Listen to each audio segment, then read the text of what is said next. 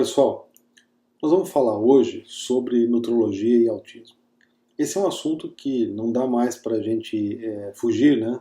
Não é como era antigamente, assim, eu gosto de atender pacientes com transtorno do espectro autista, com TEA, né, como a gente diz, ou eu não gosto, a gente acaba não tendo mais essa opção por conta do aumento tão relevante na prevalência desse quadro.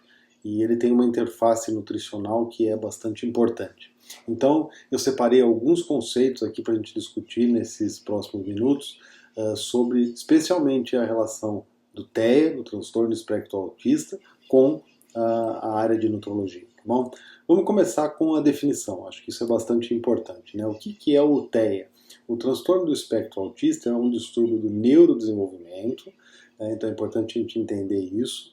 Ele é caracterizado por um desenvolvimento que é atípico, algumas manifestações comportamentais muito características, problemas de comunicação, especialmente de interação social, padrões de comportamento que são repetitivos e estereotipados, podendo apresentar um repertório restrito de interesses e atividades. Então essa é a definição geral, né? Acho que ela nos ajuda muito a gente pensar no diagnóstico dos nossos pacientes, quando eles se nos apresentam, né? Mas é muito importante a gente entender também que o nome, né, transtorno do espectro autista, ele é usado exatamente para nos lembrar da grande dispersão da quantidade, da gravidade dos sinais e sintomas. Então eu tenho pacientes que são portadores de TEA, que têm esse diagnóstico, mas que têm prejuízos muito pequenos.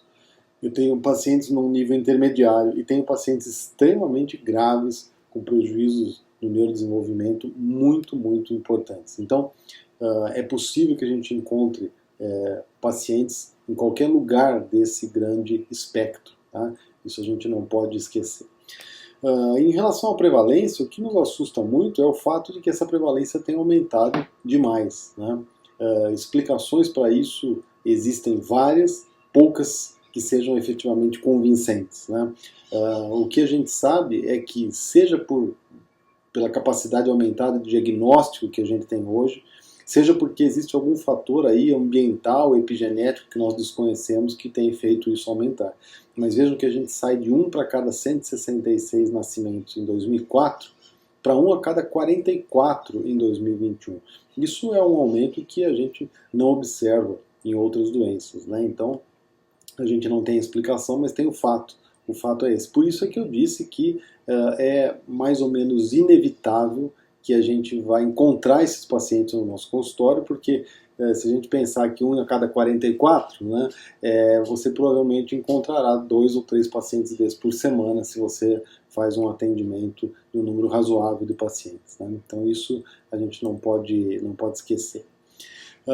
Tem algumas suspeitas, né, que têm sido levantadas na literatura já há alguns anos em relação a isso. Né? Esse estudo, por exemplo, ele diz que várias exposições químicas, como poluição do ar, pesticidas, bifenol, ftalatos, mercúrio, deficiências nutricionais, como de ácido fólico, de vitamina D, de ácido graxo poliinsaturado, especialmente DHA, estão associados estatisticamente, vamos dizer assim, a um risco aumentado de TEA. Tá?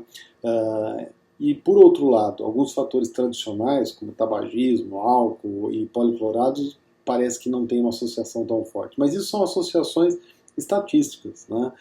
E que a gente sabe que a associação estatística está sujeita a uma série de bias, uma série de vieses. Então não dá para a gente dizer que deficiência de ácido fólico causa autismo. O que a gente pode dizer é que existe uma associação entre as duas coisas. Mas será que isso é causa? Será que isso é consequência? Isso efetivamente a gente acaba não sabendo dizer. Né? Em termos de estado nutricional, o que a gente encontra nos pacientes com TEA? Né? Essa é uma publicação de 2021 que foi publicada inclusive na revista da Associação Brasileira de Nutrologia, e se vocês observarem, né, esses pacientes com TEA, vocês vão encontrar que alguns pacientes são eutróficos, né, e aqui um número aí em torno de 39% de pacientes eutróficos. Mas eu tenho pacientes com magreza, eu tenho pacientes com risco de sobrepeso, com sobrepeso e com obesidade grave. Né? No caso desse estudo, o número de pacientes com magreza eu considero até baixo, né, nesse estudo, porque eles encontraram lá um pouco mais de 1%. O que a gente vê na prática é que, especialmente os pacientes mais graves, eles têm muito mais magreza do que isso, né?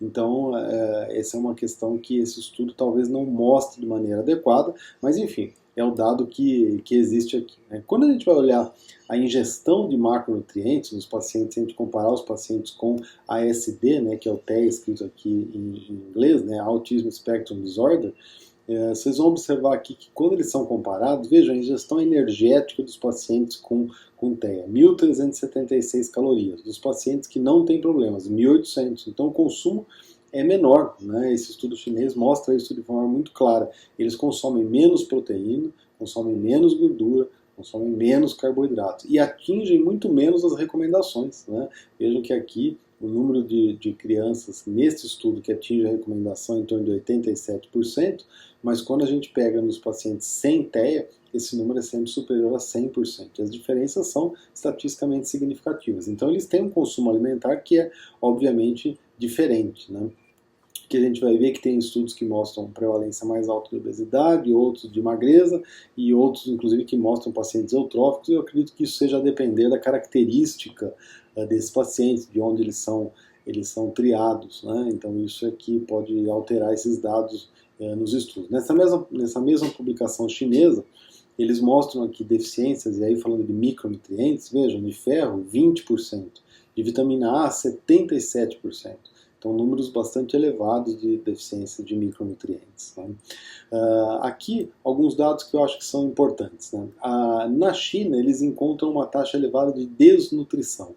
E eles acreditam que seja justamente por conta daqueles dados que eu mostrei para vocês, com uma ingestão diminuída de macronutrientes. Então, lá, quando eles vão olhar pacientes com TEA, eles ficam mais preocupados com a subnutrição do que com a obesidade, né? Então, eles colocam que na população chinesa, há que se ter um cuidado grande com o manejo desses nutrientes, né? O que eles viram nesse estudo é que tem uma quantidade grande de problemas comportamentais no momento da refeição, levando a uma ingestão menor do que seria necessário. Mas eles encontraram problemas de prisão de ventre, deficiência de vitamina A e outras coisas que eles avaliaram nesse estudo. E eles viram também que o nível da vitamina A, especificamente, ela tem uma associação negativa com a gravidade do TEA, ou seja, quanto mais deficiência em vitamina A, mais grave, né? Mas isso é uma associação estatística, de novo, né? Não dá para dizer que deficiência de vitamina A é a causa, mas o que dá para dizer é que há uma associação que pode, inclusive, ser consequência. Agora, para nós, na nutrologia, um dos grandes problemas é a seletividade alimentar, né? Por quê? Porque os estudos mostram que 40% a 80%, e recentemente eu li um estudo que falava em 90% das crianças com TEA têm algum tipo de dificuldade alimentar. E a maioria dos casos são casos mesmo de seletividade, né? Nesse estudo, eles colocam essas alterações de dificuldade alimentar e a prevalência, de uma maneira muito clara, sendo muito diferente entre as crianças com TEA e sem TEA, né? Eles têm hipossensibilidade ou hipersensibilidade oral numa prevalência que é grande, mas nesse estudo não é maior do que na população em geral. Então, aqui eu já aproveito para dizer para vocês assim, vejam, a criança portadora de TEA, ela ainda é uma criança. Ou seja, tudo aquilo que se encontra com prevalência alta em crianças sem TEA vai aparecer também nas crianças com TEA. Então, às vezes a gente fala assim, mas fica muito doente, mas as crianças normais, pequenas, também ficam muito doentes, né? Nesse estudo, por exemplo, vejam que as crianças seletivas sem muita gravidade, não há diferença estatística. 41% no TEA, 33% quase nas crianças sem TEA. Mas quando eles vão para a seletividade grave, severe pick eater aqui, aí há uma diferença que é estatisticamente significativa. Então, os sintomas tendem a ser mais graves, mas a prevalência global de seletividade ela pode não ser tão diferente nessas crianças. E também lembrar dos transtornos gastrointestinais que são muito prevalentes na criança com TEA, porque às vezes a gente vê que vem lá um aluno, um residente discutir o caso com a gente e fala assim, olha professor, precisa me investigar, esse paciente tem TEA e ele tem uma constipação intratável, será que ele tem mais alguma coisa? Né? Às vezes a constipação é consequência do TEA, porque hoje o TEA tem uma relação forte com problemas no eixo cérebro-intestino. De novo, não sabemos se é causa ou consequência, mas há uma inter-relação. Então essas crianças têm mais diarreia, têm mais vômito, têm mais constipação, Às vezes a causa da constipação é simplesmente o próprio TEA, a gente não precisaria procurar outras causas para essa constipação, né? Aqui, quando vocês observarem, vejam, problemas alimentares nas crianças com TEA. Aqui seria a linha central. Todos esses estudos mostram que a prevalência de problemas alimentares é maior no TEA. Todos os estudos, não tem nenhum que fique para cá da linha do zero, né? Uma revisão bibliográfica grande feita em 2013, em todos os estudos levantados, a prevalência de problemas alimentares é maior nas crianças com TEA do que nas crianças neurotípicas, né, como a gente costuma dizer. Nesse estudo, que é aquele estudo brasileiro que eu havia mostrado para vocês, eles veem uma prevalência de seletividade alimentar que é de 53%. Né? Então lembra que eu falei? Essa prevalência varia de estudos de 40% até 80%, 90%. Aqui eles encontraram perdão, mais de 50% das crianças com seletividade, o que não é muito diferente da população em geral. Então, tem mais seletividade nas crianças com TEA? Talvez não tenha mais do que na população em geral, mas ela é mais grave? Sim, seguramente ela é mais grave quando ela aparece. Tá? E por que dessa seletividade aparecer muito associada ao TEA? Pelas próprias características do TEA. Né? Vejam que no segundo DSM-5, o que eu tenho aqui? Padrões restritivos e repetitivos de comportamento. Eu tenho insistência na rotina, inflexibilidade, padrões rígidos de comportamento, interesses que são restritos, hiper ou hipoatividade a estímulos. Tudo isso, se a gente for pegar essa frase e a gente for descrever a seletividade, a gente vai descrever exatamente assim. A criança seletiva, ela gosta de uma alimentação que é sempre a mesma, que é muito rotineira, que é muito repetitiva, ela é inflexível nas suas escolhas, ela tem padrões muito rígidos, ela só consome determinada marca, tá? Ela tem interesses que são muito restritos, ela só quer determinado alimento, determinada cor, com determinada temperatura, com determinada consistência, e ela tem essa característica, a seletividade pode ser hiper ou hipossensorial. Então, a seletividade é frequente no TEA porque praticamente eles compartilham características que são muito semelhantes nos dois casos, né? E um dado importante é esse aspecto da hiper ou hipossensorialidade. Isso a gente não pode esquecer. No TEA, eu posso ter uma seletividade com perfil hipersensorial ou com perfil hipossensorial. Tá? No caso do hipersensorial, ela não é muito diferente da seletividade tradicional que nós já discutimos em outra aula. É uma restrição que é importante, que pode ser ligada a sabor, a cheiro, textura, consistência, forma, temperatura, cor, embalagem, utensílio, apresentação, barulho da comida, tudo isso que está presente na criança piquita, na criança seletiva, ela também está presente na criança seletiva com TEA, quando o perfil dela é o hipersensorial, nem sempre é, mas a maioria é, só que numa intensidade muito aumentada. Então, quando a gente tem a criança seletiva sem o TEA, ela vai ter tudo isso geralmente de uma forma mais leve. No TEA eu tenho tudo isso exacerbado, eu tenho tudo isso de uma maneira que é muito mais grave. Tá? E se a gente for pegar os estudos, eles mostram claramente isso. Vejam nesse estudo o motivo da recusa alimentar. 53% pela textura, 46% pela cor, 48% pelo sabor, 56% pelo odor e aí por diante. Né? Então isso é bastante característico dessas crianças com o TEA. Tá? Como é que eu trato a seletividade hipersensorial? Né? O tratamento, quando o caso é hipersensorial, a gente tem que lembrar que eu preciso exatamente reduzir os estímulos. Né? Então eu reduzo todas essas características aqui que estão no alimento, né? Eu tento reduzir, eu tento oferecer um alimento com sabor não tão marcante, eu tento reduzir o odor do alimento, eu tento fazer uma textura que seja aquela mais aceita, uma consistência, a forma de apresentação que não seja agressiva, uma temperatura que não agrida. Eu vou ter paciente que vai preferir temperatura neutra, outro mais gelado, outro mais quente, mas aquele paciente tem uma característica da temperatura que ele tolera ou não. Embalagem, cor, quer dizer, todas as características eu vou tentar retirar o excesso de estímulo. Então eu vou retirar. Se é um indivíduo que tem muita recusa por conta de cor, eu vou usar um alimento mais neutro. E a gente vê isso na prática. Muitos dos pacientes com TEA, eles gostam só de arroz branco com batata amassada, que é tudo muito branco. Né? Se você colocar uma coisa vermelha, ele não vai comer, porque o estímulo da cor é muito forte. Então eu vou estudar o meu paciente e vou tentar retirar os estímulos com essa característica que é mais hipersensorial. Né? É assim que eu vou tratar esses pacientes. Tá? Agora, eu tenho um grupo que é o grupo chamado hipossensorial. Nesse grupo hipossensorial, a gente tem que entender que não é que ele não sente o gosto na boca, que ele tem um problema aqui na língua, na papila, não. Ele não processa o sabor. Então, a questão do processamento central do sabor é muito prejudicado. Como é prejudicado o processamento de outras questões no paciente com TEA, e aí sim, em geral, no caso mais grave. Então, eu tenho toda a anatomia, a fisiologia funcionando bem na boca, na língua, nas vias nervosas, mas quando chega o momento de fazer o processamento central daquele sabor, daquele cheiro, esse paciente não consegue, né? Porque o estímulo não chega até lá. Então, esse é o perfil que a gente chama de hipossensorial. E nesse perfil, os estudos mostram que é o contrário. Quando eu aumento a capacidade estimulatória do alimento, eu consigo ter uma aceitação melhor. Então eu uso alimentos que são mais doces, mais salgados, mais apimentados, que fazem mais barulho, que são mais coloridos. Tudo isso são estratégias. Então, quando tem um paciente com TEA, eu preciso verificar qual o perfil da seletividade dele. É hipersensorial? É aquele tratamento que nós discutimos. É o hipossensorial? Eu preciso aumentar o estímulo. Porque aumentando muito esse estímulo, ele pode conseguir perceber o sabor e isso pode levar a um resultado que é melhor. Então, no paciente com esse perfil hipossensorial, esse é o tratamento que a gente recomenda. O mais difícil é você definir o perfil. Definido o perfil, a estratégia de tratamento ela é um pouco mais simples de ser adotada, né?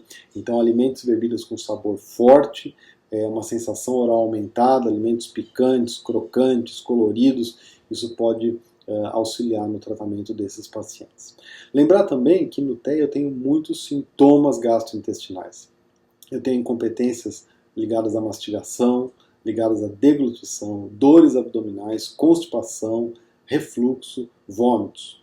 Ou seja, muitas vezes, eu repito, o paciente que chega com TEA e dor abdominal, você vai investigar, fazer um monte de ultrassom, fazer um monte de exame, e na verdade a dor abdominal é pelo TEA. O TEA gera dor abdominal. É uma dor abdominal com perfil funcional, sem uma representação anatômica.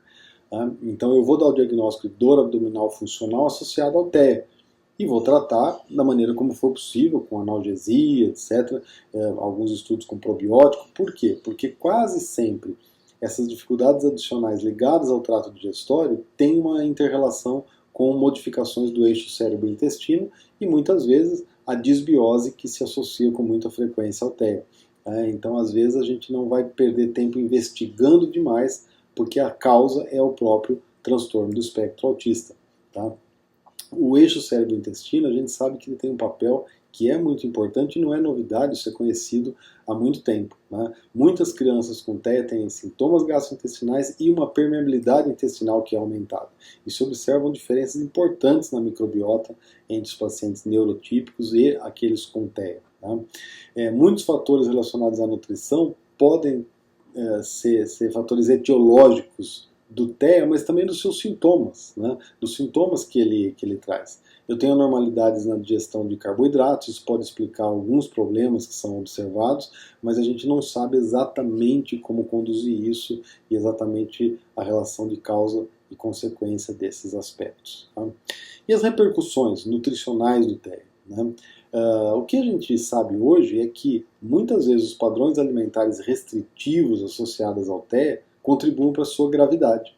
Então, às vezes eu tenho um paciente que tem um TEA, vamos dizer, moderado, que se transforma em grave. Por quê? Por conta das restrições nutricionais, ele passa a ter um estado nutricional ruim de antioxidantes, como vitamina C, como zinco, de ômega 3, especialmente DHA, e isso piora a apresentação do quadro. Né? Então, o que se sabe é que a reposição de algumas vitaminas e de alguns nutrientes, ela às vezes traz o paciente de volta para o seu TEA verdadeiro.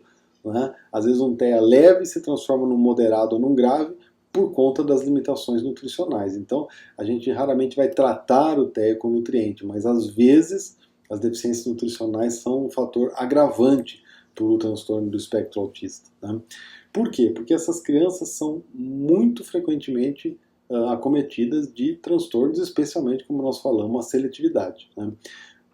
Em boa parte dos casos, há uma preferência por alimentos muito energéticos, com uma densidade nutricional que é baixa, Então eu tenho um perfil de alimentação que é obesogênico e nem sempre eles desenvolvem a obesidade, mas o tipo de alimentação é uma alimentação com perfil obesogênico e isso obviamente vai levar ao acúmulo de radicais livres, etc., deteriorando ainda mais a saúde desses pacientes. E as dietas de restrição, né, que são tão comuns, né? A gente vê vários profissionais falando, não, eu trato tirando isso, tirando aquilo, eu tiro glúten, tiro lactose, né? O que a literatura nos fala sobre essas dietas de restrição? E aí tem uma publicação essa bem interessante que fala sobre isso. Dieta sem glúten, sem caseína, com pré-probióticos, suplementação multivitamínica tem resultados que são contraditórios, ou seja, nós não temos evidência científica para fazermos isso. Ou seja, quando o paciente chega para você, se você disser para ele, eu vou tirar o seu glúten, tá? Você não está tomando a atitude correta, pelo menos você não tem base científica para isso. Mas algumas coisas são importantes, tá? Eu preciso olhar de forma abrangente para esses pacientes com TEA para fazer o seu manejo nutricional. Tá? Algumas dietas que são alternativas ou complementares, etc., elas às vezes pioram a sintomatologia do paciente ao invés de tratar. Né? Por quê? Porque eu restringo um paciente que já tem uma série de restrições, por exemplo, sociais, e aí eu tiro o glúten, ele não pode ir numa festinha porque lá tem glúten. E aí ele fica numa situação pior ainda do que ele teria. Tá? Vários desses tratamentos diferentes, etc., não tem suporte científico adequado. Né? Então a gente não pode propor isso como estratégia de tratamento porque nós não temos base científica para isso. E mais do que isso, eu tenho riscos associados. Riscos que são sociais, mas também riscos nutricionais. Quando eu começo, tiro uma coisa, tiro outra, de um paciente que já tem tanta seletividade, já tem uma alimentação tão complexa, eu acabo piorando os sintomas. Né? O que acontece? Algumas evidências mostram que se eu faço uma dieta sem glúten, sem lactose, sem caseína, eu levo a mais problemas do que resultados. Por exemplo, questões do desenvolvimento ósseo desses pacientes. Então há que se tomar bastante cuidado com isso. Tá? Eu não tenho evidências da eficácia de uma intervenção dietética que possa melhorar a expressão comportamental. Mas alguns pais optam porque eles percebem um benefício. Tá? Eles percebem um benefício. Então, veja, se você tem um pai que opta por uma determinada dieta e ele fala, olha, pode não ter base científica, mas para mim melhorou. O seu papel passa a ser outro. O seu papel passa a ser o de garantir que mesmo com essa retirada, por exemplo, do glúten, esse paciente tem uma alimentação saudável. Isso é algo que é muito importante da gente deixar muito claro. Ou seja, você não vai chegar para um caso virgem de tratamento e propor uma dieta sem glúten. Mas se o pai chega para você e fala, eu faço uma dieta sem glúten e eu percebo melhor.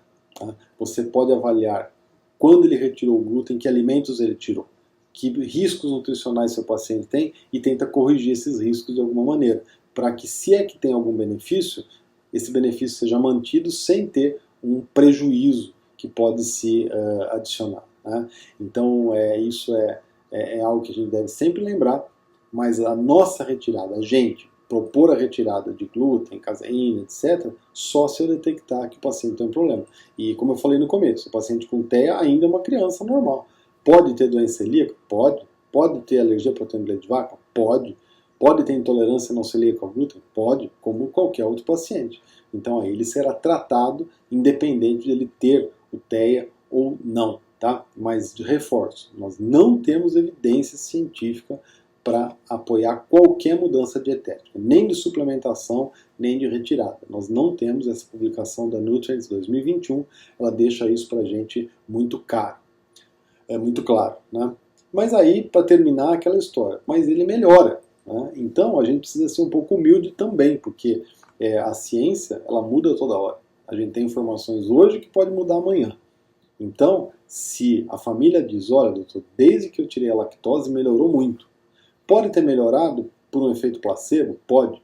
Pode ter melhorado porque esse paciente tem uma alteração de microbiota e não estava conseguindo digerir a lactose adequadamente e melhorou? Pode. Pode ser uma criança que tem TEA e tem uma intolerância à lactose do tipo adulto com apresentação precoce? Pode. Né? A gente não sabe isso. Então, se a família chega e fala, olha, eu tirei a lactose e melhorou, tudo bem, né? Você deixar ele sem lactose. Agora, qual é o seu cuidado? Como é que a família tirou a lactose? Ela tirou dando um leite desses do mercado sem lactose? Ótimo, porque daí eu tenho cálcio, eu tenho vitamina D, eu tenho tudo ali. Não, ela retirou simplesmente retirando todos os lácteos da dieta. Aí eu vou ter que tomar alguns cuidados, porque a gente sabe que a prevalência de osteopenia, osteoporose no TEA é alta. Então aí eu tenho que tomar alguns cuidados. Então não necessariamente eu precise ter um embate com a família dizendo não, a ciência não apoia a retirada da lactose. Não, tudo bem. Melhorou? Você percebeu a melhora? Ótimo, deixe sem. Mas tome esses cuidados. Isso vale também para glúten, isso vale para todo o resto. Né? Então a gente não toma iniciativa, mas se o paciente mostrar alguma melhora e você se convencer de que essa melhora é real, o seu cuidado vai ser de evitar deficiências associadas a essa restrição que a família optou por fazer. Tá? Era isso, pessoal. Muito obrigado, até a próxima.